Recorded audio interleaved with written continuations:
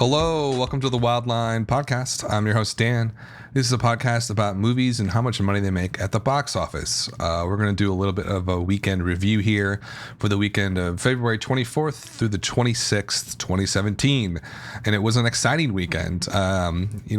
Weekends in late February usually aren't that exciting in the box office. But we kind of had a breakout movie this weekend. Coming in at number one was the horror film Get Out with $30.5 million. Only on 2,800 screens, its per theater average was basically 11,000 per theater, which is just great. Keep in mind the budget for this film, production budget, was under $5 million. The production budget was listed at $4.5 million. So I think Get Out is already making a profit here, I think, for Universal. Get Out's an interesting film. Like, the trailer dropped, I want to say 3 to 4 months ago. The moment it dropped, someone put it up on one of my Slacks and was like, this looks insane, like totally insane. And so it's been hyped for a while, and it really got hyped on social media very early when that trailer dropped. It's a fascinating film. When you look at it as sort of just like, if you were to describe it to somebody and not use race, it kind of sounds like a hammy sort of genre film in horror, right? It's a sort of kind of a fish out of water movie. Boyfriend, girlfriend takes boyfriend home to parents, to her home, and it ends up being super weird and odd and turns into an absurdist horror film. Now, if you just heard that, you'd be like, yeah, I've kind of heard that before. I've been seeing that before. But when you layer on the racial aspects to this film, and this is played up incredibly well in the trailer, it adds a whole new dimension to what's going on and a huge hook to audiences, and it really paid off. I think pushing the racial stuff out there. It's not like you could really hide it with this movie, but they certainly did not shy away from it at all. And so, it's a unique moment right now in American culture. It's, I've been around for not the longest time in the world, but I don't think racial tension has ever been this high or bad in my entire lifetime. It's terrible, and movies like this tend to tap into that anxiety and fear and frustration that people have, and oftentimes going to a film or the theater is a place where people kind of feel safe to, I don't know, let loose of that fear and anxiety, or find a way to experience it that doesn't feel like it's going to hurt you or kill you in a way.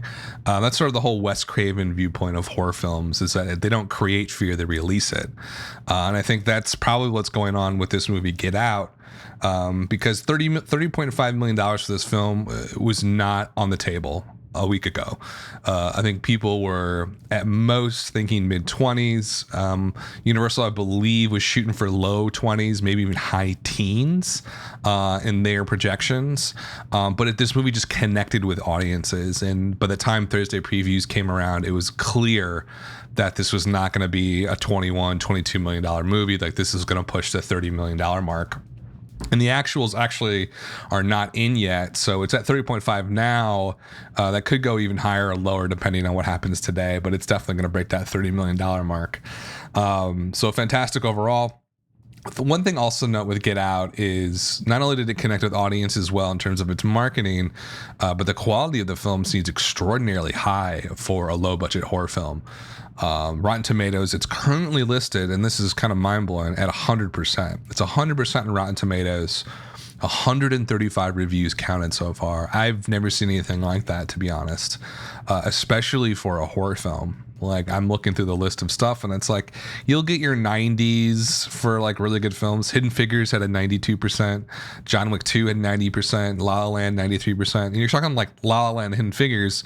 These are in the top spots for best film of last year. The Oscars are tonight. One of those two is going to win.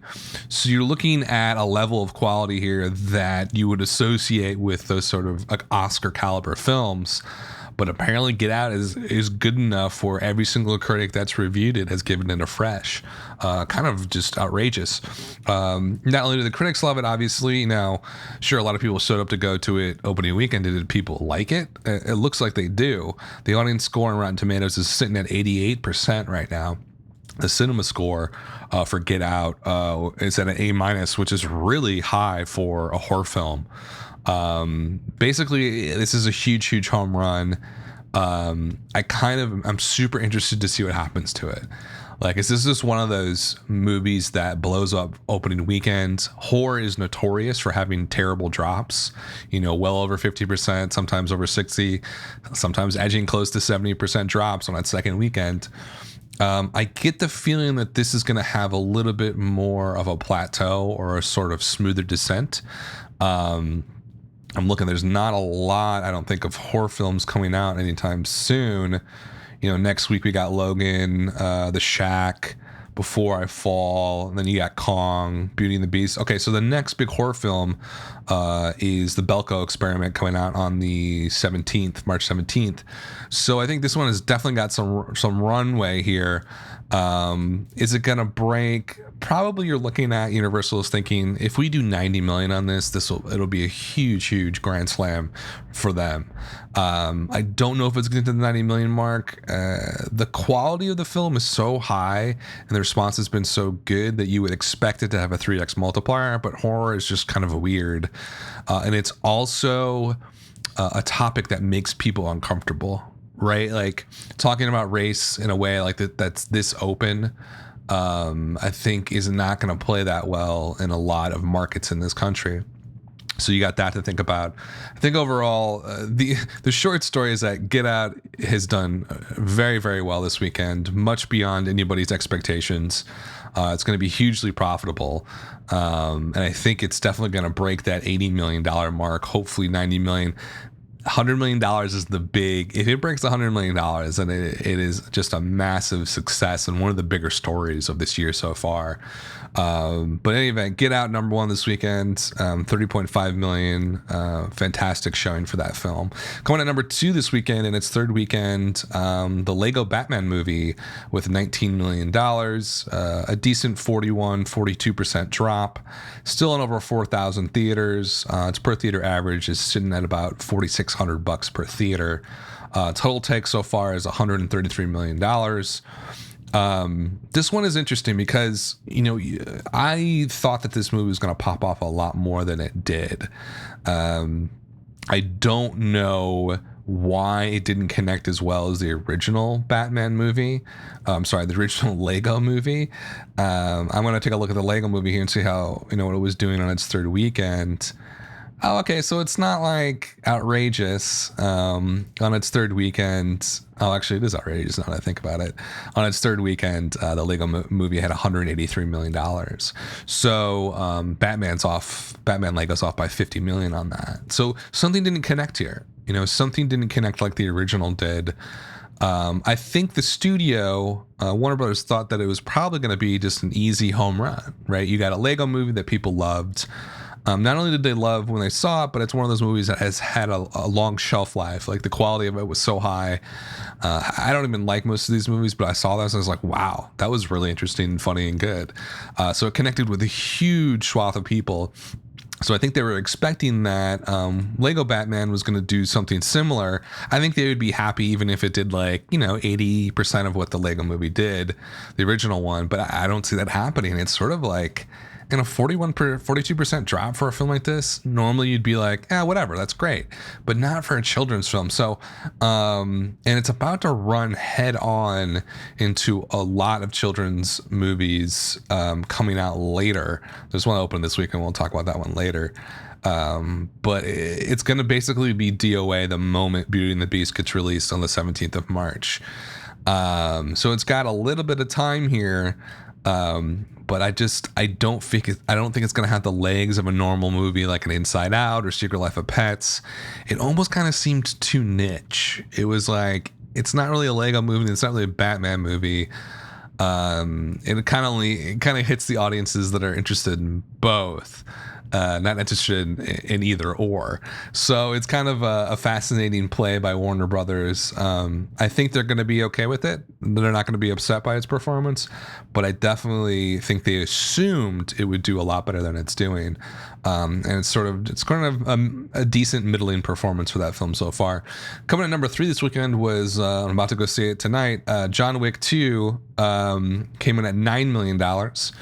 44% drop, decent. It's playing on about 3,000 screens still. Per theater average is okay. It's at 3,000. This is a fascinating one. I talked at length about this one last time. Obviously it's blowing apart what the original did. The original opened at $14 million. And this one opened at $30 million, almost like a very similar opening to Get Out. But it did kind of drop off a lot more than I thought it would. It dropped 46%, almost 47% in the second weekend. Based on the Rotten Tomatoes score and the audience scores, you would have hoped for maybe a 40% drop at most, maybe even less than that. But it does seem kind of a front-loaded fanboy film.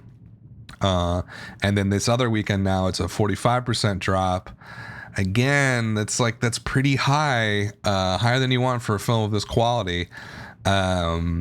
So this will be an interesting. They're obviously going to make a third one now because this has been very successful.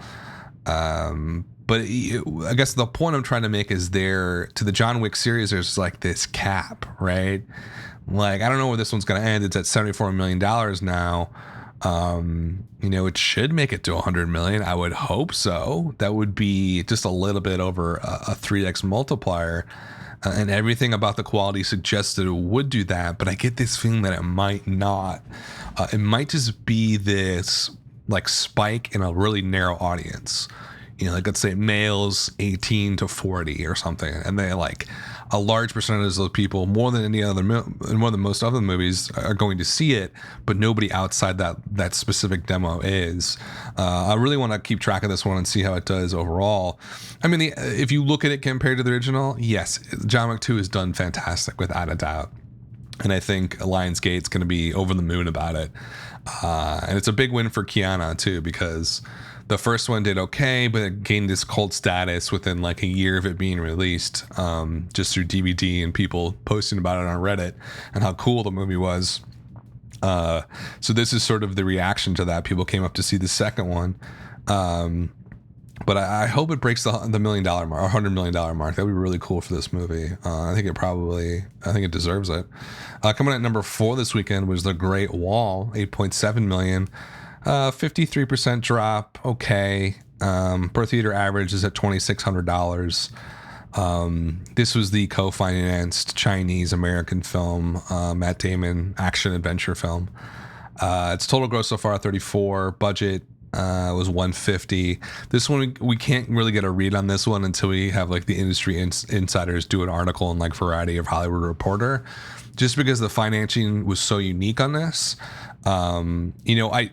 $34 million so far on a film like this is terrible. So I think it's definitely a huge flop in the domestic market. I don't know if it's going to make up for that on the international market. And I'll take a look and see what it's doing internationally. Okay, so this is bad, actually. So it opened last year, I believe, in China and other markets, and it's just opening now here in the States and Canada.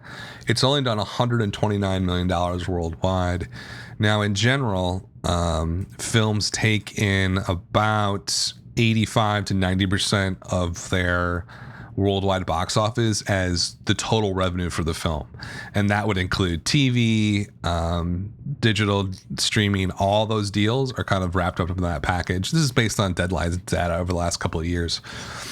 So its total revenue, you're looking at maybe a little bit north of $100 million for The Great Wall. But, they put a lot of money in here. In China doesn't give back studios that much money. They give about 25% back of the box office, whereas in America it's about 50%. So the studio's take could be even lower than that. And so, they spent $150 million to produce this film, to market it and stuff, a ballpark. And this is just ballpark. Don't quote me on this. But you're going to talk about costs exceeding $350 million, probably more like $400 million worldwide to release this film. That's production. That's everything. That's production, marketing, prints, all the advertising for the DVD and digital releases and TV and stuff like that. There's no way this movie makes that back. It's going to be a big loss for them. No matter what they do, there's no way they're going to make that up. So you're talking probably 50, 70, $100 million loss right off for this film. So actually, now that I look a little bit closer at it, kind of an epic disaster, totally failed experiment that just did not work on any level. It's also PG-13. Like, you would expect them to get people butts in the seats on a PG-13 action movie like this with Matt Damon as the lead. But when you watch the marketing and you saw it, you're like, why the hell would I want to see this? Like, this isn't 1997. I'm not 13 years old. Like, The Mummy's not coming out next week too. Like, it didn't play to the timing right now and the culture right now. People want like Logan. They want something rated R. They want something raw. And this looks really sort of tepid and boring. But a number 4 this weekend, so well, it's a terrible flop in any event. Number 5 this weekend, 50 Shades of Grey, 7.7 million. Ouch, 60% drop. Dropped 500 in theaters. Its per theater average is about $2,400. $103 million gross so far. This one, I think it's ended up playing how people thought it was going to play. I think the opening was kind of what people had thought, and the second weekend was like, well, wait a second, this isn't dropping 78% or 73% like the original, so it's holding on. It's got better legs than the original. What's going on here? But when you look at the RT scores and all of the critic stuff and the cinema score, it's bad. Like, people did not like this movie, and it is starting to disappear quite rapidly. A 62% drop on your third weekend is just not what you want to see, and I think it'll continue to drop like that. This was one of those movies where if you wanted to see it, you're going to see it in the first couple of weeks. You're going to see it around Valentine's Day, and then it's done. So I don't know what they're going to do with the rest of the movies. What was the series that sort of Divergent, I think, where they're like, it did so poorly that they're like, well, maybe we'll just do a TV movie for the last one. I think it was Divergent. I can't remember what it was. Or Maze Runner. There's so many of those YA youth things, and it's like, look, Twilight worked. Everybody loved Twilight. No, not everybody loved Twilight, but Twilight worked from a business perspective, and it worked really fucking well. Hunger Games worked from a business perspective really darn well. And everything since then has just struggled. It has really struggled. The YA sort of cultural movement is over, and it's been over for a while. Wait, why am I comparing YA to 50 Shades of Grey? What the hell am I talking about? I guess I'm talking about book series more than anything. I don't know why I made that logical leap to like YA novels. What does a YA novel have to do with 50 Shades Darker? I guess what I was thinking about was just like an extended book series. I believe there's one more 50 Shades book that they have to film and make, and I'm sure everybody's like, their life has been signed away that they have to do it. I just don't, this one's made $100 million. The next one's probably going to make like 60% of what this one's going to make. So there's extremely diminishing returns on these films. In any event, 50 Shades Darker came in number 5 this weekend. Number 6 was Fist Fight. This is the comedy with, what's his name? Charlie Day and Ice Cube. $6.4 million, 48% drop.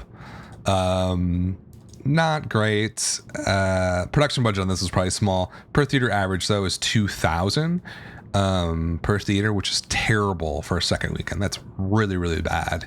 Like the drop isn't like the worst thing in the world. It just didn't start very high, I think was the problem. It just did not perform last weekend on its opening weekend. Total gross so far is about $23 million. This is can I call it a flop? I feel like I want to call this a flop. It's a flop. Rated R comedy.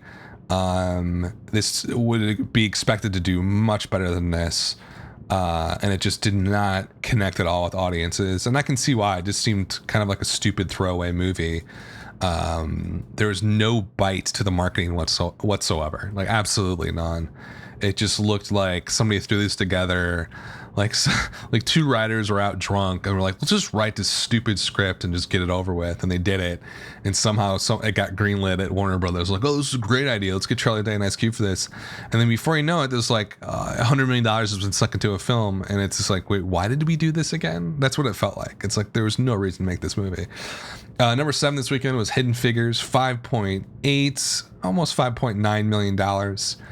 An insane, once again, 19% drop. I mean, this movie will not go away. It just won't. and for good reason. The quality on this is off the charts. The audience reactions were amazing. We got the Oscars tonight. We'll see how it does. I don't think it's going to squeak out a win in Best Picture. I'm pretty sure La La Land's going to sweep everything. But I think it's the story of the winter is really Hidden Figures, and it now sits at $152 million. Its production budget was only $25 million, probably at least triple that, probably $100 million at least to release this thing, but it's going to make a hefty profit on that, I believe.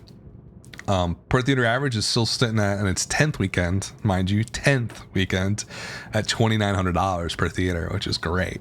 It's just sticking around. It just... I wish there was like a journal of box office studies, because this has like a PhD written all over it. But you know what it does? It's playing like, and I've mentioned this before, it's playing like those films back in the 90s, and Forrest Gump comes to mind, where maybe its release wasn't huge and its opening weekend wasn't massive, but the word of mouth of it is just... it's so good and so specific in a way, right? It's not the word of mouth for like Moonlight. I'm not just saying because, the main character is African American, whatever. I'm saying that because Moonlight was this art film, and I've seen it a couple of times now, and I think it's an absolute masterpiece. It should win Best Film. Nothing's even remotely close. I don't know why they're having a competition, but it won't, of course. Moonlight, the word of mouth for that was off the charts. Absolutely off the charts, but it plays to a specific group of people. Moonlight plays to intellectuals, urbanites. It doesn't play to somebody who lives an hour outside Dallas, Texas, right? But Hidden Figures does. Hidden Figures has a sort of mass appeal that Moonlight doesn't. So they both have outrageously good word of mouth.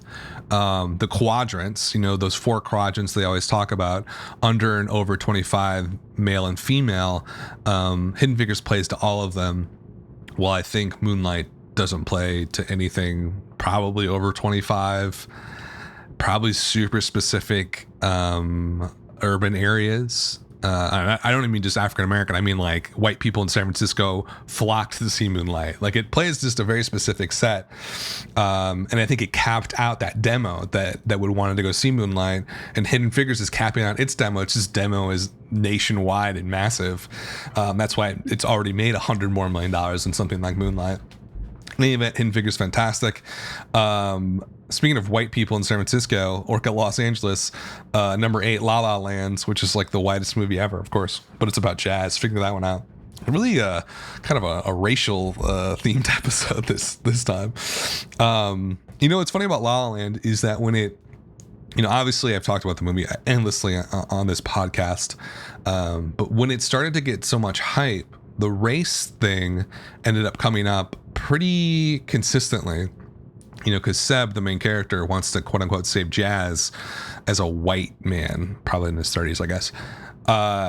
So it was just like, there's a lot of like, well, wait a second, jazz, was born from African Americans, and like, there's a sense of ownership over the style of music. So there was some significant pushback on the film, but honestly, La La Land has overwhelmed people with its charm. And any of that controversy, I don't think hurt it at all. It came in at $4.6 million this weekend. It actually went up from last weekend. It added 150 theaters from last weekend. Its per theater average is $2,600. Its total take so far is $140 million. It's in its 12th weekend so far. How is that possible? 12 weekends. Wow. This is going to win Best Picture, I'm pretty certain. And I don't know if I want to get in the artistic aspects of this, but like, I have some significant problems with the film. As somebody who's hyped it as much as I did, I went in there expecting it to just be wonderful and wow me. And I was definitely underwhelmed by it. But I think it's just, I don't know. Remember when The Artist came out like 4 or 5 years ago, and that won Best Picture, and I went to go see that, and I was like, yeah, this is really good. Best Picture though, like a silent film, it just didn't make any sense. And it was just really good timing. And I think with La La Land, it's less about the film itself and more about the elements of Hollywood that it promotes, like that very classical style, the musical style. It just harkens back to a different time, and I'm talking pre-80s, pre-70s, more like the 60s and further back into like the 50s. It has that golden Hollywood feel to it, and I think that's why it's going to sweep all the awards. But anyway, at 140 million so far, that's great. Coming at number 9 was Split, $4.1 million, a decent 42% drop. It's starting to sort of get hacked down in terms of numbers of theaters. It's only at 500 theaters, or lost 500 theaters last weekend. Its take per theater was about $2,200 per theater, which is great. It's in its sixth weekend. It's made $130 million so far. It's also a super small horror film like Get Out, $9 million budget. Obviously, marketing was super big, probably 30-40 million domestically alone.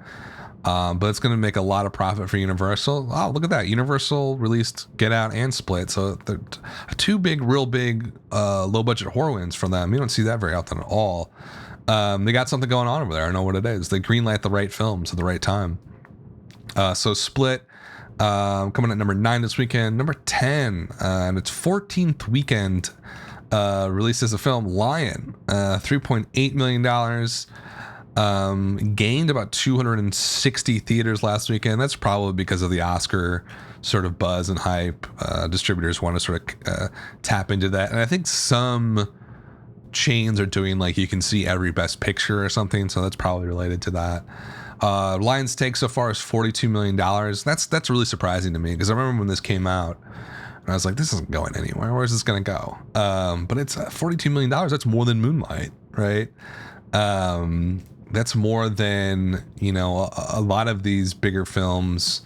It's about what Manchester by the Sea did, which I wouldn't have suspected if you had told me that, where's the Lion going to sit during when the Oscars play? Like, I was like, oh, maybe like $12 million or something.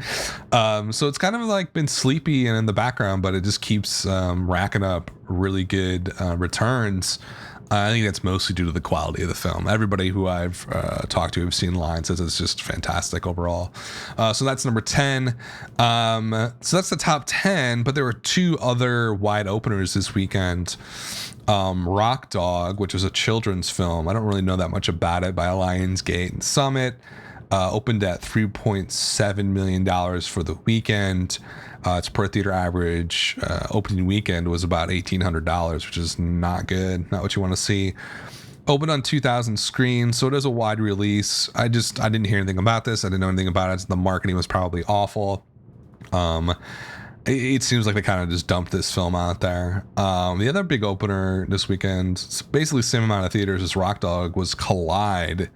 It only did $1.5 million for the weekend. Are you serious? Again, and I like badmouthed this film on the last podcast because it's Open Road Films. We've talked about them multiple times on this podcast. Apparently, it's just like a production company that's meant to make VOD films or something. It's like a joint project with 2 big studios or whatever. Or no, it's like studios and like film distributors, like AMC or Reel or something. I don't know. I'm not going to look it up now. In any event, they're known for sucking, and they suck pretty fucking bad. And I called this was going to be a huge flop. Of course it's going to be a huge flop. Like, what? Who are these? Felicity Jones is in this, Anthony Hopkins, Ben Kingsley. But if I see Open Road Films, it's like, okay, here's what it's going to be: a shit film. It's going to be like sci-fi level quality. Okay, maybe not that bad, but like not that much better. And it's going to get a terrible release with 0 marketing, so it's going to do poorly. And Collide sort of fulfilled that prophecy. Oh my God. It's per theater average, folks. This is a wide release. $753 was its per theater average. That is horrendous. That might be, I have to look up, I'm going to see where it sits all time. But that just goes to show you, like, look, if you're going to release a film to, a wide audience, you gotta market it at least some, right? Like, you gotta put some buzz behind it, whether it be commercials, social media, anything online. You just gotta do something. Okay, it's not even really close to being like one of the worst wide openings ever, but I'll give you exactly where it sits on the list. It's in the top 50 worst openings of all time. There's been a lot recently, just because big studios are pushing out films for no reason. Like they just don't know what they're doing anymore. So like, I guess they're panicking. It's like, oh, we'll wide release this film at 2,000 theaters. Why? Just like, it costs them more to release this movie wide than they're gonna make coming back. Like, okay, I want to do a little math. So it did $1.5 million this weekend. It's going to disappear from the theaters, but I'll give it the benefit of that. I'll give it a 2.5 multiplier. So overall, it's going to do $3.75 million at best domestically. I take home from that for the studios or whatever, and this is probably going to be that case because the first couple of weeks, I believe the distributors get a little bit more money. At most, it's going to make in cash $1.5-ish million, 1.8-ish. There is no way this is going to be profitable. It's just like a total disaster. I don't understand why film companies are doing this. It's like, why are you wasting your time with this stuff? It almost seems like, someone had an idea like a year ago or 2 years ago. They got these people to sign on. And then from that moment, it was just like, well, yeah, I guess it'll just be okay. Like, and then it's like nobody did any sort of gut check on it. There's no like risk management. There needs to be like a Bond henchman at the set and be like, this isn't gonna work. Like, you need to do something that's gonna make money. Like, this is just a disaster. From a business product, it's just like, why would you do this? It just like they should have just honestly shelved the film and said, fuck this isn't going anywhere. Let's burn this film and act like it never happened. And that's basically that came in at number 13 for the weekend. Cure for Wellness was 14. Oh God, 68% drop for Cure for Wellness. 7.4 million so far. Its per theater average was $500, worse than Collide. That's a really sad one because I know Fox put in a lot of money to that to market it and just get it out there to people. At 2 Super Bowl ads, it just did not connect with people on any level. So Cure for Wellness is a massive flop. They only spent $40 million on the production budget, but I know the marketing for that had to be like $50 million at least just domestically. So a huge flop for those guys. That's mostly it. Kind of take what's the best average this weekend. My Life is a Zucchini. Opened on 2 theaters, but the real big one was Get Out with its $11,000 per theater average. Cool. I will be back either later this week or next weekend to talk about how the new wide releases are going to do or have done. It's a big weekend next weekend. You have Logan coming out on 3,900 screens. I'm predicting, and this might be a bold prediction, I'm predicting $100 million plus opening for Logan. That seems outrageous based on the Wolverine movie's history, but that's what I'm saying. I think it's going to do over $100 million. It just has this feeling and this buzz to it. It's going to be the last movie for Hugh Jackman, and it's also going to be the last movie for Patrick Stewart in the X-Men series. He just said that, so I get this feeling it's going to be huge. Also coming out next week is The Shack. That's going to do quite well based on my mom's reaction to the trailer. Apparently it was a big book about like Christianity and God and stuff. People in America love that shit. So I think it's going to do quite well. It's going to that might actually hurt Hidden Figures finally, and Hidden Figures might drop over 30% next weekend. It'd be crazy. Anyway, thanks for listening, guys. This is the Wildline Podcast. I will see you next time.